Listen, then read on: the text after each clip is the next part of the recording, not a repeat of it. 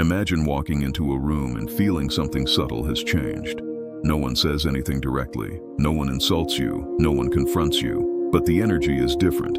Conversations feel shorter, eye contact feels weaker. People listen, but not fully. Respect has quietly decreased. And the most dangerous part, you may not even know why. Respect is rarely lost in one dramatic moment. It erodes, slowly, quietly, through small repeated attitudes. The Stoics understood that reputation is fragile, but character is the foundation beneath it. Marcus Aurelius wrote, "Waste no more time arguing about what a good man should be one." Notice the emphasis, not appear, be. Because image without discipline eventually collapses.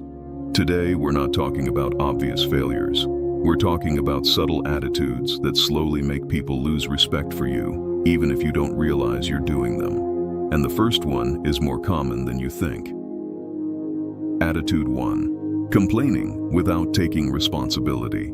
Everyone faces difficulty, deadlines, unfair treatment, misunderstandings, setbacks. But there is a difference between explaining a problem and living in complaint. When someone constantly complains about work, about people, about circumstances, something shifts in how others perceive them. At first, people empathize, then they tolerate, then they withdraw. Why? Because chronic complaint signals helplessness. Epictetus taught that we are disturbed not by events, but by our opinions about them. When you constantly vocalize frustration without action, you communicate something dangerous. I am controlled by what happens to me. Respect declines when people sense lack of control, even if your complaints are valid, even if the situation is unfair. If you narrate your life like a victim, people begin seeing you as one. Now understand clearly. This does not mean suppress emotion. It means discipline expression. Instead of repeating, "This is so unfair," ask, "What is within my control here?" Even a small action shifts perception. The person who says, "It's difficult, but I'll handle it," commands more respect than the one who repeats the problem. Because calm responsibility signals strength, and strength attracts respect. Attitude 2. Seeking approval. Too often, nothing erodes respect faster than visible neediness. This can appear subtle, constantly asking, "What do you think?" Over-explaining decisions, apologizing excessively, adjusting opinions to fit the room. When you consistently seek validation, you communicate insecurity. Marcus Aurelius reminded himself that the opinion of others is external and therefore unstable. If your confidence fluctuates based on reactions, people sense it, and people instinctively trust those who trust themselves. Imagine two individuals. One states his opinion calmly, without hostility, without aggression. The other softens every sentence. "I don't know, maybe I'm wrong, but..." Over time, who appears more grounded? Respect grows where self-trust exists. This does not mean arrogance. Arrogance demands approval indirectly. Stoic confidence is quiet. It does not argue loudly. It does not chase agreement. It does not collapse under disagreement. When you detach from the need to be liked, something shifts. Your posture becomes firmer. Your speech becomes clearer. Your presence becomes heavier. And people feel it. Respect is not demanded. It is observed. People do not decide logically whether to respect you. They feel it. And certain attitudes quietly weaken that feeling, even if your words sound confident. Attitude 3. Emotional reactivity. This one destroys image faster than almost anything else.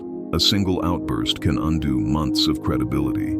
But even smaller patterns matter. Overreacting to criticism, raising your voice when challenged, becoming defensive instantly, taking everything personally. When someone is emotionally reactive, people become cautious around them, not respectful. Cautious. Marcus Aurelius trained himself to pause before responding. He understood that between stimulus and response lies power. If every small inconvenience changes your mood, if every disagreement triggers irritation, if every joke feels like an attack, you communicate instability, and instability weakens authority. Think about leaders you respect. They do not panic easily. They do not explode over minor issues. They do not let ego control their tone. Calm under pressure signals control, and control signals strength. When you react impulsively, you surrender that strength. You show that external events dictate your internal state. Epictetus taught that if someone insults you and you are disturbed, it is not the insult, it is your judgment of it. When you master your reactions, something subtle happens. People begin to measure their own behavior against yours. Your calm becomes a standard. But if you are unpredictable emotionally, people stop seeing you as steady. And without steadiness, respect declines. To correct this, practice the pause. When triggered, breathe once before speaking. Lower your tone intentionally. Ask yourself, is this worth losing composure over? Most of the time, it isn't. And composure preserved builds reputation over time. Attitude 4. Inconsistency in words and actions. Nothing erodes respect more quietly than inconsistency. You say you value discipline, but skip commitments. You promise reliability, but arrive late. You speak about integrity, but bend when convenient. At first, people ignore small contradictions, but over time, patterns form. And patterns define perception. Seneca wrote that character is revealed in habit, not in declarations. You do not lose respect because you made one mistake. You lose respect when your behavior repeatedly contradicts your identity. If your words are strong but your actions are weak, trust weakens. And without trust, respect cannot survive. Imagine someone who constantly talks about ambition but avoids difficult work. Eventually their words become noise. Now imagine someone who speaks little but delivers consistently. No dramatic claims, no loud promises, just steady action. Which one holds weight in a room? Respect grows where reliability lives. Consistency creates predictability. Predictability creates trust, and trust builds authority. This requires discipline in small things. Arrive on time. Keep promises. Follow through quietly. When your actions align with your words, people feel security around you, and security breeds respect. Now we move into the most subtle forms of respect loss. These are not loud mistakes, they are quiet leaks. And because they are quiet, they are dangerous. Attitude 5. Talking too much about yourself. There is a thin line between confidence and self-absorption. Many people believe that to maintain status, they must constantly highlight their achievements. So they mention their wins repeatedly. They redirect conversations back to themselves. They subtly compete in every discussion. At first, it may look impressive, but over time, something shifts. People feel drained. Why? Because respect grows in presence, not performance. When someone constantly broadcasts their value, it signals insecurity beneath the surface. True confidence does not need repetition. Marcus Aurelius, one of the most powerful men in history, wrote private reminders to stay humble. He did not walk into rooms reminding people of his authority. Authority was felt. When you speak excessively about your success, you dilute it. When you interrupt to add your story, you reduce your weight. When you constantly seek acknowledgement, you shrink your presence.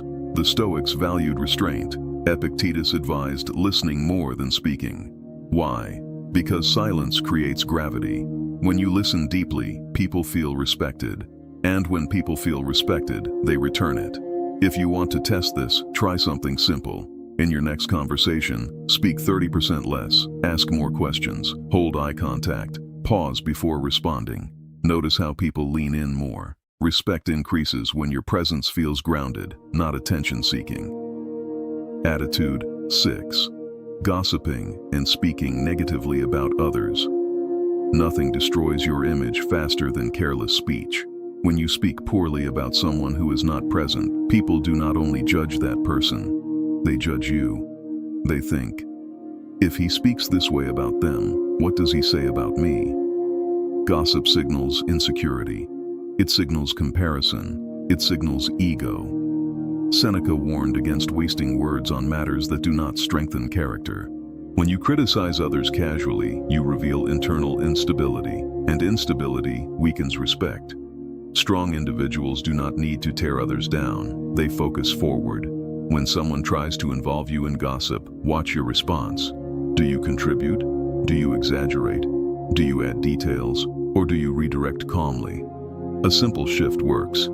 I don't know the full story. Let's focus on what we can control. Everyone has their battles. That restraint creates quiet authority. People begin seeing you as someone disciplined, and disciplined speech builds reputation. There is another layer. Negative speech shapes your own energy. If you constantly complain about others, you carry tension, and tension affects posture, tone, facial expression. People sense it. Respect fades around unstable energy, but when your speech is measured, intentional, and restrained, your presence becomes heavier, not aggressive, not dominant, stable. Now step back and observe the pattern. Complaining without responsibility, seeking approval, emotional reactivity, inconsistency, self-centered conversation, gossip. None of these are dramatic, but together they erode image. Like water against stone, slow, relentless, invisible, until damage appears. Now understand something critical. Respect is not a performance, it is a byproduct. You cannot demand it, you cannot argue for it, you cannot force it.